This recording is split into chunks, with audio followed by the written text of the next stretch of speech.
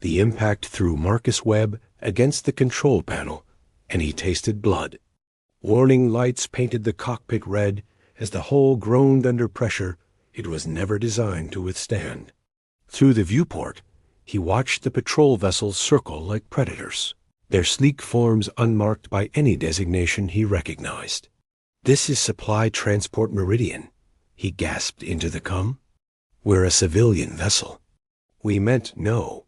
The transmission cut as something slammed into the ship's stern. The artificial gravity failed, and Marcus floated in the chaos of his dying vessel. Around him, the bodies of his crewmates drifted in the zero-G silence. Captain Morrison, her neck bent at an impossible angle. Young Jamie from engineering, his eyes still open and staring. All 7 of them, gone in an instant. Marcus had only survived because he'd been in the aft compartment, checking a faulty conduit. The blast doors had sealed automatically, saving his life while condemning him to watch his friends die through the small viewport. When the boarding party arrived, they moved through the wreckage with mechanical efficiency. Marcus didn't resist as they pulled him from the debris. What was the point? He was alone, millions of miles from human space, captured by an alien empire that humanity had only heard whispers about, the Valorian Empire. Even the name sounded like something from an ancient myth. They dragged him through corridors that seemed to breathe with light, the walls themselves luminescent. His captors were tall and elegant, their skin a deep blue gray that reminded him of Earth's oceans at twilight. Their eyes glowed with an inner radiance, and they moved with a grace that made him feel clumsy and crude by comparison. No one spoke to him. No one acknowledged him as anything more than cargo. The throne room stole his breath despite his fear. It stretched upward into shadows, the ceiling so high it disappeared into darkness. Columns of pure crystal lined the space, each one humming with a frequency he felt in his bones. And everywhere there were Valorians in elaborate robes, their clothing shifting colors like oil on water. At the center of it all, the throne gleamed with a golden light that hurt to look at directly. The figure seated upon it radiated cold authority. Emperor Catherine of the Valorian Empire didn't look at Marcus so much as through him. When he finally spoke, his voice carried throughout the vast chamber without need for amplification. "A human trespasser. How disappointing." The Emperor's lip curled. "Our borders are sacred. Your ignorance is no excuse." An advisor stepped forward, his robes darker than the others, marked with symbols that seemed to writhe. "Your Majesty, perhaps we should question this creature. Learn if there are others." "To what end?" The Emperor waved a dismissive hand. "Humans are beneath such consideration. High Priest Malvin, what do the old laws say about border violations?" The priest's smile was thin and cruel. "Death, Your Majesty." Swift and without ceremony. Marcus's heart hammered against his ribs. He wanted to speak, to defend himself, but his mouth had gone dry. This was it, then. He'd die in this beautiful, terrible place, and no one would ever know what happened to the Meridian. "Then let it be done," Emperor Kethron began, but a voice interrupted. "Father, I would ask a boon." The voice was soft, almost tentative, and it came from the shadows at the edge of the room. Every head turned as a figure stepped forward into the light. She was Valorian, but something about her seemed diminished compared to the others. She wore simple robes of pale gray, and her silver hair fell loose around her shoulders rather than styled in the elaborate designs favored by the court. Her eyes, though the same luminous gold as her people, held a sadness that Marcus recognized instinctively. This was someone who understood pain. "Thea." The Emperor's voice dripped with disdain. "The court is not your concern. Nevertheless, I ask."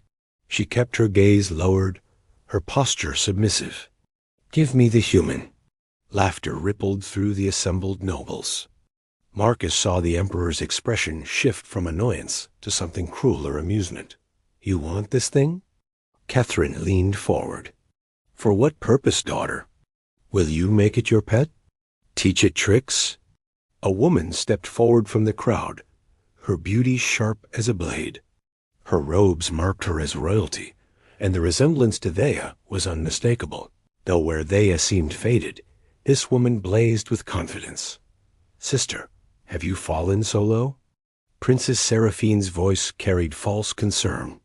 Father, surely this is beneath even her reduced station. Let her have it, High Priest Malvin interjected, his eyes glittering with malice. Consider it a gift for our Baron Princess. At least now she has something to nurture, since she can never bear children of her own. The laughter that followed was like knives. Marcus watched Thea's face, saw the way she absorbed each cruel word without flinching. She'd heard it all before, he realized. This was her daily existence. Very well, Emperor Kethron announced. The human is yours, Thea.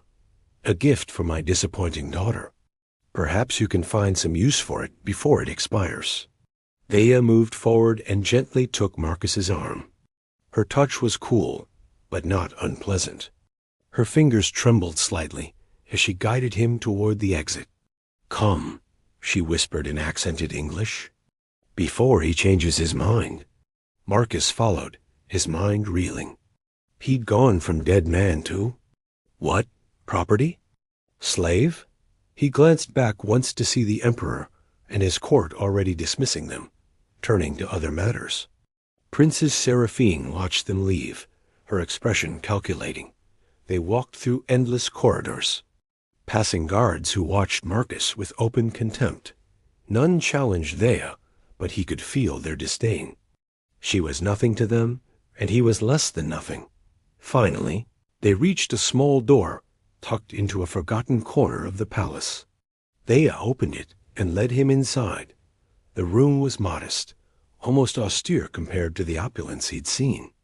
Simple furniture, a narrow bed, shelves lined with books and data tablets. A single window looked out over gardens that glowed with bioluminescent plants. You'll stay here, Thea said, releasing his arm. She still wouldn't meet his eyes. You are. Safe Naum Arcus sank onto the floor, his legs finally giving out. The adrenaline that had sustained him drained away, leaving him hollow. Why? He managed. Why did you ask for me? Thea stood silently for a long moment. When she finally spoke, her voice was barely audible.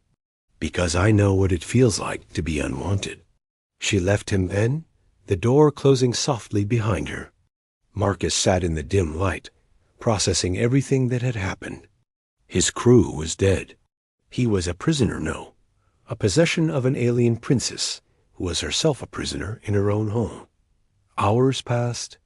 Marcus couldn't tell how many. Time felt elastic in this strange place. Eventually, Thea returned carrying a tray of food. Strange fruits and colors he'd never seen. Bread that smelled of honey and something floral. She set it on the small table without a word. Thank you, Marcus said. Thea's head snapped up, her eyes finally meeting his. She looked shocked, as if no one had thanked her for anything in a very long time. You're welcome, she whispered, and for just a moment, Marcus saw a flicker of something in her expression. Hope, perhaps, or curiosity. She sat in a chair across the room, watching him eat. The silence between them wasn't hostile, but it was heavy with unasked questions. I am Thea, she finally said, third daughter of Emperor Kethron. The forgotten one, Marcus Webb, he replied. Engineer, only survivor of the Meridian. I'm sorry about your crew. Her English was stilted but sincere. I'm sorry about your family. The words slipped out before Marcus could stop. Them? Thea's eyes widened. Then, incredibly, she laughed, a soft, surprised sound that seemed foreign to this room. They are not all bad, she said, but her smile faded quickly.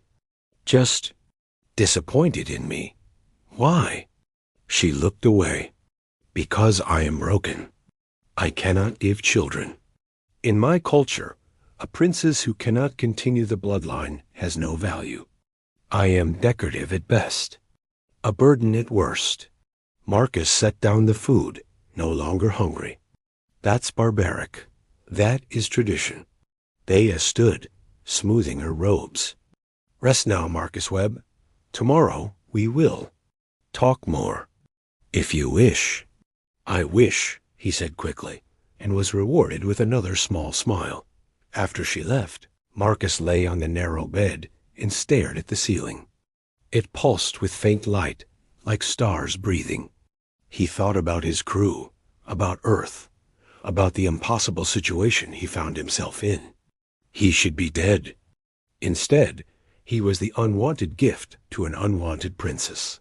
Outside, the twin moons of the Valorian homeworld rose over the gardens. Marcus watched their light paint the walls silver and gold, and for the first time since the attack, he felt something other than despair. He felt curiosity. Who was Princess Thea, really? Why had she saved him? And why did he sense that beneath her quiet exterior lay a strength that even she didn't fully recognize? In another part of the palace, Thea stood at her own window, looking at the same moons. She pressed her hand against the cool glass and allowed herself to wonder about the humans sleeping in her spare room. She'd saved him on impulse, claiming him before she'd fully thought it through. But now, looking back on the moment, she realized it felt right. For the first time in her isolated existence, she'd made a choice that was entirely her own. Princess Seraphine had noticed, of course. Her sister noticed everything, cataloging weaknesses to exploit later.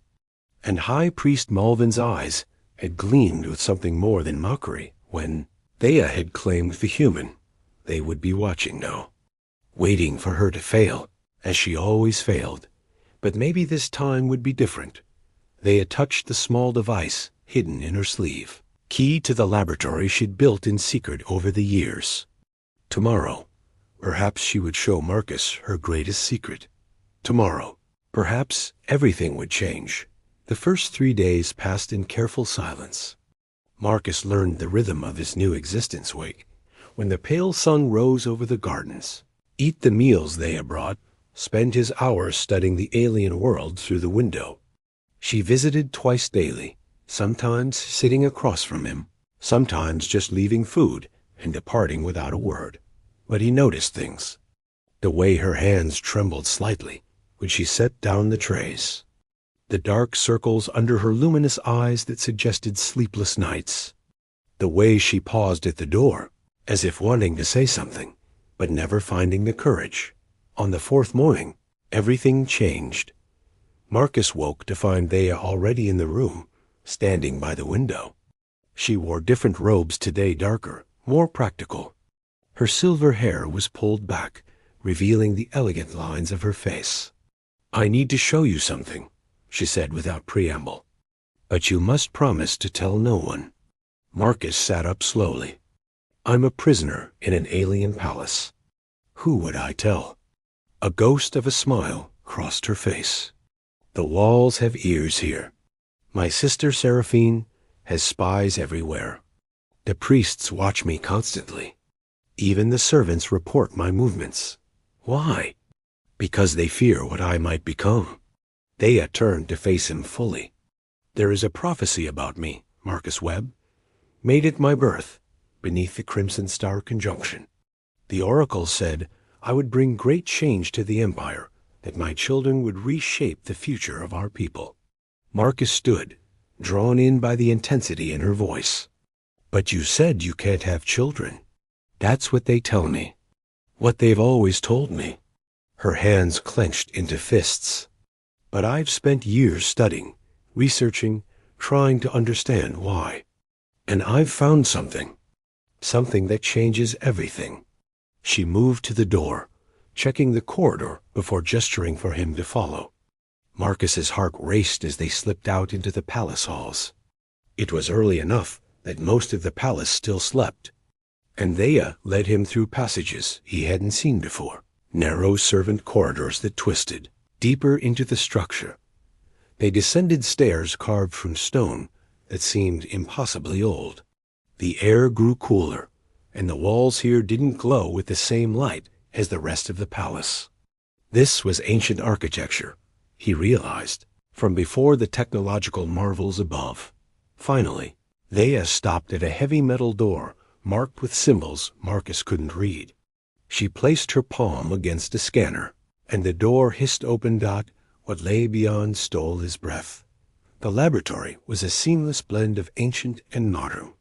Stone walls were covered with holographic displays showing DNA helixes, cellular structures, and medical data he couldn't begin to interpret.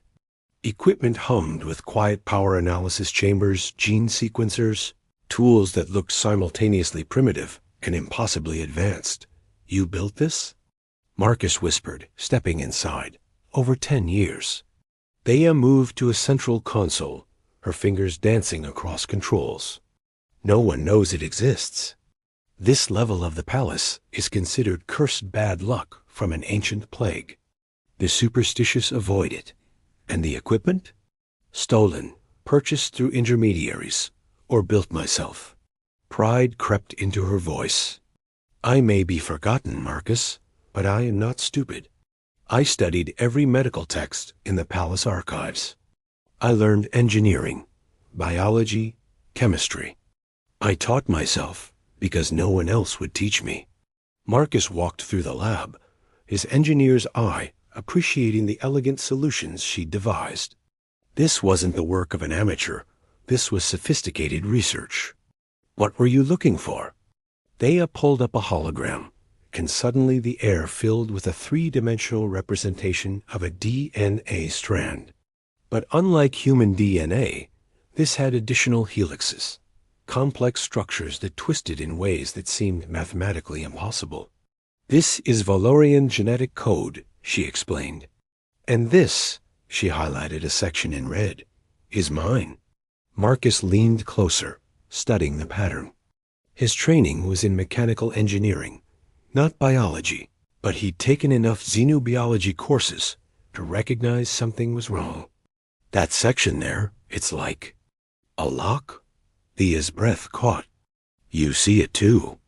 "I thought I was imagining it, but you see it." "It's artificial," Marcus said with growing certainty.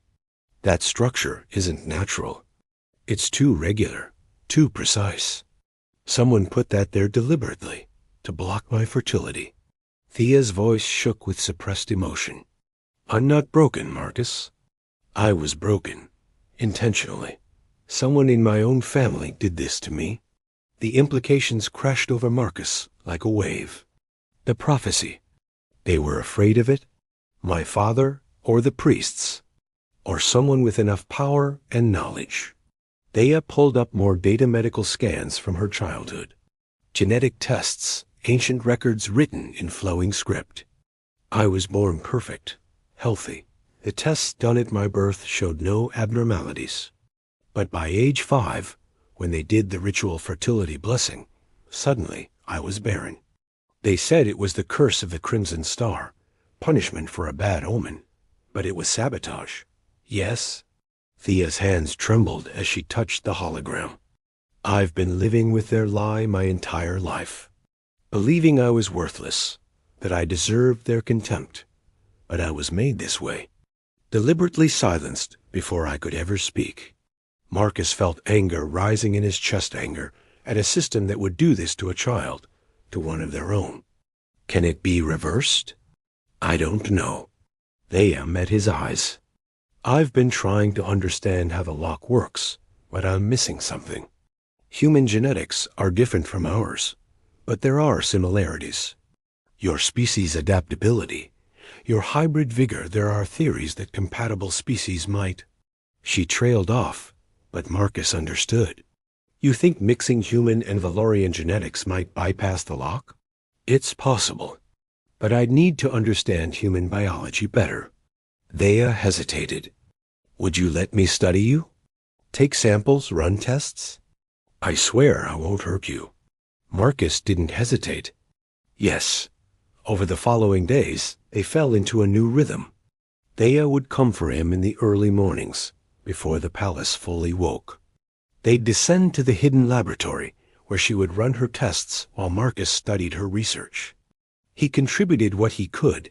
His engineering background helped him understand the mechanical aspects of her equipment, and his outsider's perspective let him see patterns she'd missed. But more than the science, they talked. Really talked. Thea told him about her childhood, how she'd been the favorite daughter until the priests declared her cursed. How her sisters had turned on her, especially Seraphine, who saw her as competition even diminished.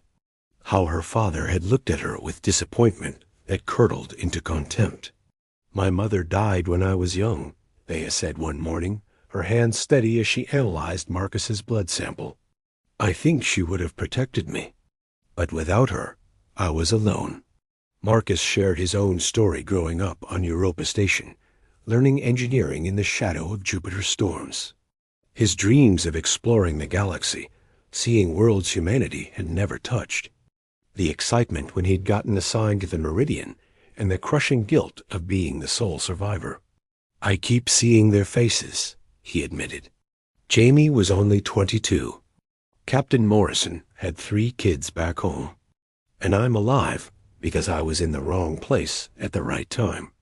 Thea set down her instruments and moved to sit beside him. "Survivor's guilt is not logical, but it's real. I understand it. I survive in this palace while being dead inside every day." "You're not dead," Marcus said quietly. "You're fighting. This lab, this research, you're fighting back."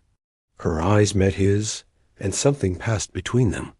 An understanding, a connection that went deeper than words. It was Nesha who almost discovered them. The handmaiden appeared one morning as they were leaving the laboratory, her arms full of fresh linens. She froze, her eyes widening. "My lady," she breathed. "What, Nesha?" Thea's voice was calm but firm. "You've served my household for 3 years. In that time, have I ever been anything but kind to you?" The handmaiden nodded slowly. She was young, Marcus realized, perhaps only a few years older than Thea.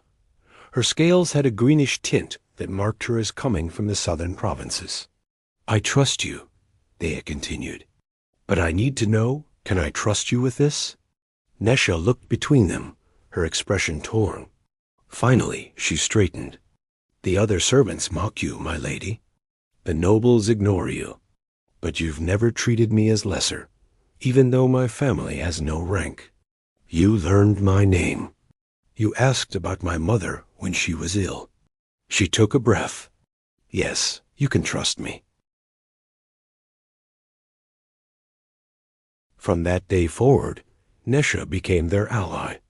She ran interference, reporting to the household that the princess and her human were keeping to themselves, nothing unusual. She brought them food when they worked through mealtimes, and she kept watch when they moved through the corridors. "Captain Vorian suspects something," Nesha warned them one evening. "The guard captain has been asking questions about your movements, my lady." Thea's face paled. "Vorian reports directly to the high priest." "Which means Malvin is watching," Marcus said grimly.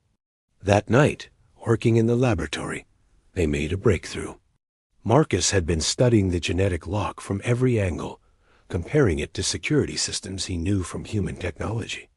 Suddenly, he saw it not as a biological structure, but as an encoded message. "It's a cipher," he said, pulling up the image and rotating it. "Look, the protein sequences aren't random. They're following a pattern, like a lock and key mechanism." Thea moved beside him, so close he could feel the cool temperature of her skin. "If it's a lock, then there's a key. Something that would release it." They worked through the night, Nesha bringing them stimulants that kept them alert. By the time the twin moons set, they had their answer. "It's triggered by specific genetic markers," Thea said, her voice hushed with discovery. "Markers that would appear in hybrid offspring. The lock was designed to prevent pure Valorian reproduction, but it would release if my genetics combined with a sufficiently different species. They tried to cage you, Marcus said slowly, but they accidentally gave you the key.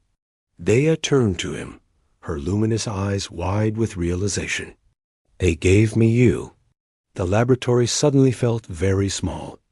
Marcus was intensely aware of how close they were standing, of the way Thea's breath hitched slightly as their eyes met. The procedure to release the lock would require nanits, she said softly, programmed with both our genetic codes. They'd rewrite the artificial structure, restore my natural state. Is it dangerous? Possibly. Thea didn't look away. There could be side effects, unforeseen consequences. It might not work at all, but if it does work, then I would be free. Her voice broke slightly on the last word. Truly free for the first time in my life. Marcus reached out slowly, giving her time to pull away. When she didn't, he took her hand. Her skin was cool and smooth, her fingers long and delicate. Then we do it, he said. We build the nanits, we run every test we can, and we free you from their cage. Thea's fingers tightened around his. Why are you helping me? You could use this research to bargain for your freedom, to escape this place. Where would I go? Marcus asked simply. My crew is dead. Earth is months away, even at top speed. And besides, he paused, searching for the right words. I've been a prisoner too, in my own way, living a life that was expected, never questioning, never pushing back. You're fighting for yourself, Thea. That's the bravest thing I've ever seen. She stepped closer, her free hand rising to touch his face. Her fingers traced his cheekbone with a feather-like touch, exploring the difference between human and Valorian features. You're not what they said, she whispered. Not crude or primitive or lesser. You're brilliant and kind, and you see me. Really see me. I see you, Marcus confirmed, his heart hammering. And you're extraordinary. The kiss happened naturally, inevitably. Thea leaned in, and Marcus met her halfway, their lips touching softly at first, then with growing intensity. She tasted of starlight and something sweet, and Marcus felt like he was falling into those luminous eyes. When they finally pulled apart, both breathing harder, Thea rested her forehead against his. This is dangerous, she said. I know. If they find out, then we'll face it together. High above them, in the Grand Palace, High Priest Malvin stood in his chambers, reviewing reports from his network of spies. One caught his attention observations of Princess Thea's movements, her unusual hours, her too frequent visits to the lower levels. He called for Captain Vorian. Increase surveillance on the princess, he ordered. I want to know everywhere she goes, everyone she speaks to, especially concerning the human. Vorian bowed. Do you suspect something, High Priest? Malvin's eyes glittered in the candlelight. I suspect the Cursed One is plotting something, and when she makes her move, we will be ready to crush her completely. As the captain departed, Malvin turned to his window, looking down at the gardens where Thea often walked. The prophecy had been clear. She would bring change. He had worked too hard, suppressed her too effectively, to allow that to happen now. The human was a complication, nothing more. Soon, both of them would learn their place, or they would die trying to escape it.